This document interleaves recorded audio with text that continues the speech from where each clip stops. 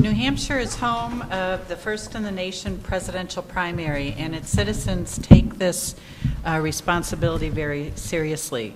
They will troop to meet the candidates multiple times to house parties, Rotary breakfasts, schools, and they do this long before the Secretary of State has ever announced the date of the primary.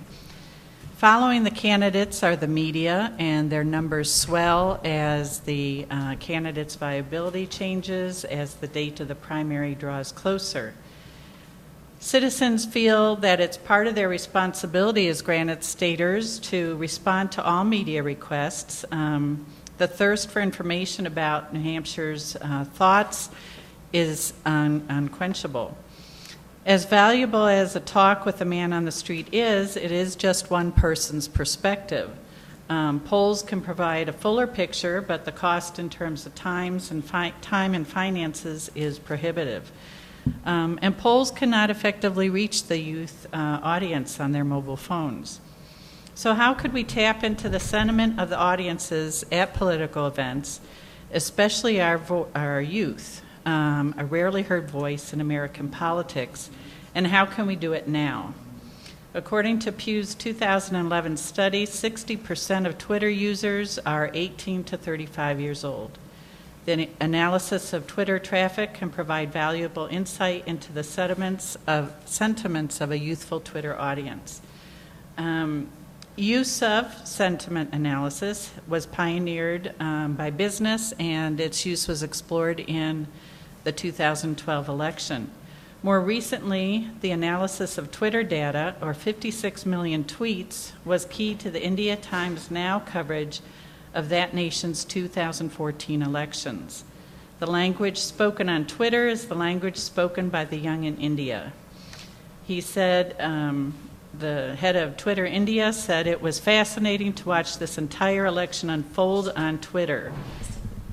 If you look at the data as it is already visualized, we have been captured by it and stunned by it.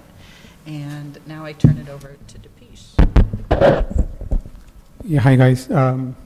What we did is, what we thought is, our thought process was, we'll take the feeds, we'll take the tweets from all the, from everyone, and we'll run some kind of a sentiment analysis on those feeds, because we have to understand, like when someone tweets, what is the sentiment behind it. So in India, like when they did the whole analysis of the politics, they were just counting the numbers. They were saying, okay, there were X number of tweets, and there were, like X number of Facebook likes and all those stuff. But what we did is we took the same approach, but we are also doing a sentiment analysis, because the analysis will tell us if the tweet was a positive tweet or it was a negative tweet.